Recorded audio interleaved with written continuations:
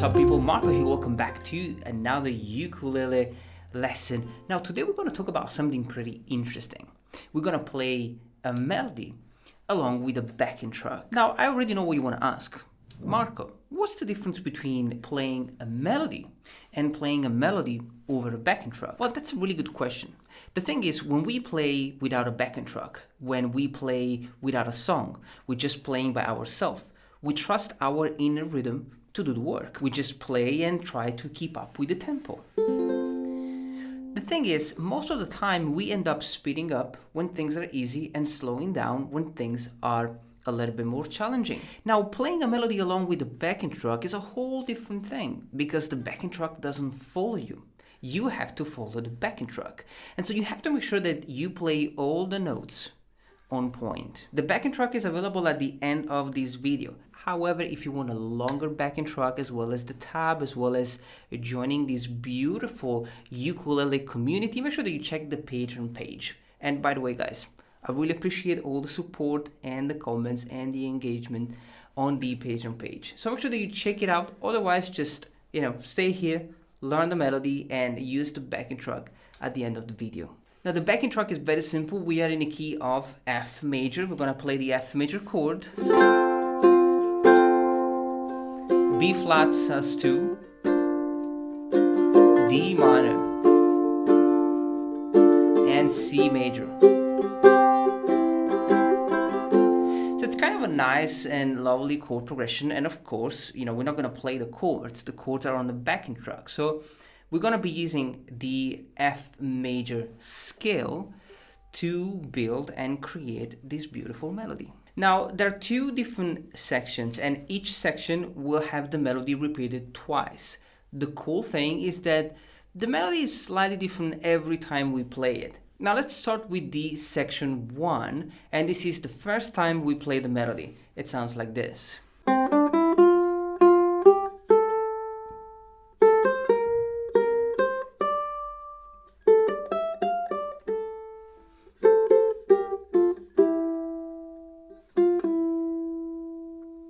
Now with this melody, I really try to outline the chords. So even though I'm playing the melody without the chord progression and without the backing track, I can still hear the chords. Now we're going to have 3 notes before the backing track begins. And so we got 3 notes. We have the 3rd string, the fret number 2, and the 2nd string open. And then we're going to play the fret number 1. Now this is when the first chord strikes, right? Now we're gonna play this note 3 times, then fret number 3 and the fret number 5. So now we have 2 more notes. So the fret number 5 again and the fret number 3. Then we're gonna change chord and we have the B flat sus2, and the melody goes like this.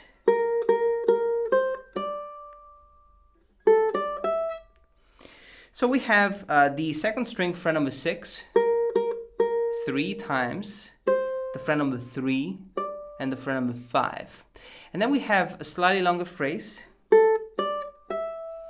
3 notes on the 2nd string fret number 5, 5 on the 1st string, and 7. So this is all done on the B flat sus2 chord.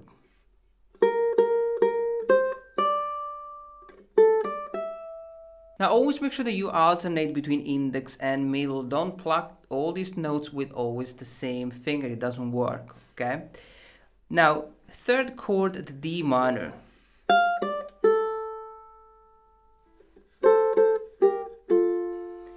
And we are really outlining the chord. In fact, I'm playing the fret number 8, 5, and 0, which is really just the notes of the D minor chord. And then I'm gonna spice up the melody with these thirds. So we have, this is so sweet. So we got 2 strings, the 1st and the 2nd string, on the fret number 3 and 5. And then 1 and 3. It's 3 and 5 is twice. Then 1 and 3. 1 and 0 with the first string open. And then we have 3 and 4. And then 2 more notes, the fret number 1 and the second string open.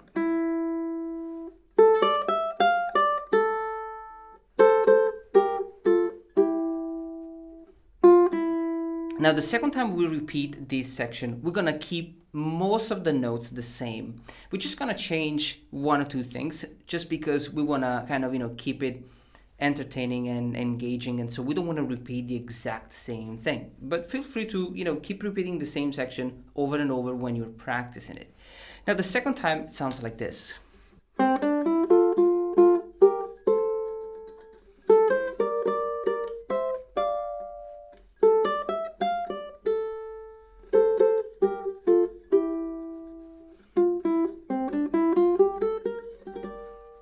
So we're gonna open up with the same 3 notes, and then I have the melody. Now rather than just play the melody with just 1 note like we did at the beginning, I'm gonna play 2 notes. So I'm gonna add the 4th string, fret number 2. So I have 2 and 1, and I'm plucking with thumb and index. Then 3 and 3, and 5 and 5. Now we have 2 more notes, the fret 5 and the fret number 3 on the first string, and this is the first chord. Now B flat sus2. Beautiful melody in thirds. We have the second and first string on fret number 6 and 5, 3 times, and then we have 8 and 7, and then 10 and 8, 1 time each. And then 3 more notes, which we already learned, so we already know these 3 notes. And the cool thing is that from here, from the D minor chord, we're gonna have the same melody.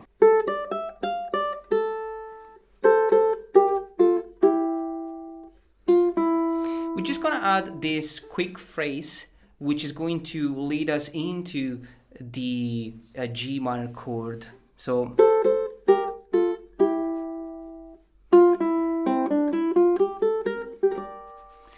I have the scale starting from the 3rd string, fret number 2, open, 1, 3, open, and 1.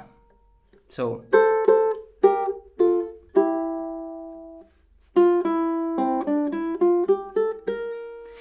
and then we're gonna jump into the section 2, which is going to be played with a slightly different chord progression. Now the second section is played with a different chord progression. We have a G minor chord,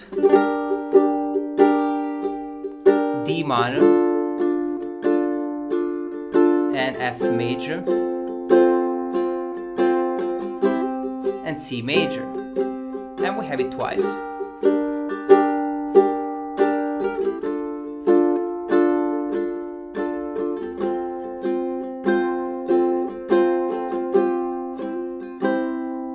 Now we are approaching the chord with a phrase that we already learned, we just learned.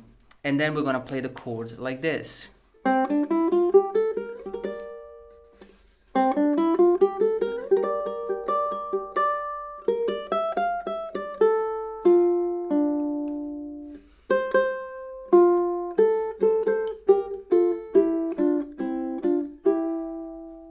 So there is a little bit more going on, even though it's a beautiful section, and I'm sure you're going to love it. So once you play the phrase, the last note will be the first string fret number 1, and then we're gonna play the G minor chord. And we're gonna put down the fret number 5, 6, and 7. And I am arpeggiating this chord with the ring, middle, and index. And I'm gonna do it twice. And I finish with the first string with the ring finger. Now, one thing that I like to do, I like to arpeggiate this chord quickly before I start with this arpeggio like this.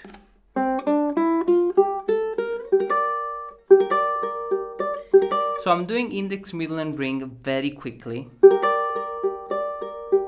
before I, play the arpeggio, and it makes things a little bit more challenging. Now we have the melody. So the fret number 6, 5, 7, 8, 7, 5, and then the D minor chord, which we are going to spell out completely. So I'm literally playing the D minor chord, but one note at a time. So we have the first string, fret number 1, and the fret number 2, and then we have 3 notes. The fret number 3 twice, and the fret number 1 on the second string 1 time, and then first string open, and a similar phrase, which is lovely. I really like it. We're gonna start with these thirds on the fret number 3 and 5 twice, then 3 and 1, 1 and 0, and then we change set of strings, and we have fret number 4 and fret number 3, 2 and 1, 0, 0, 2 and 1, and 4 and 3. It's a really nice phrase. It's a little bit more difficult.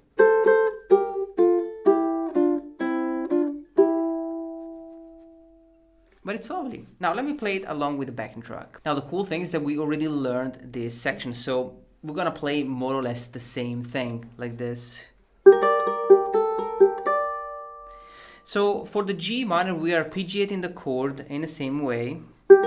So it's ring, middle, index. Then we have the first string open with the ring, the middle, and the index again. So we're only gonna change one note from this chord. And we finish with the first string, fret number 5.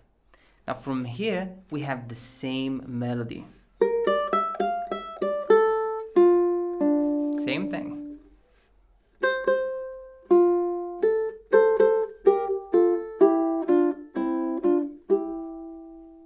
And then we're gonna go back to the section 1. So we end the exercise with the same melody.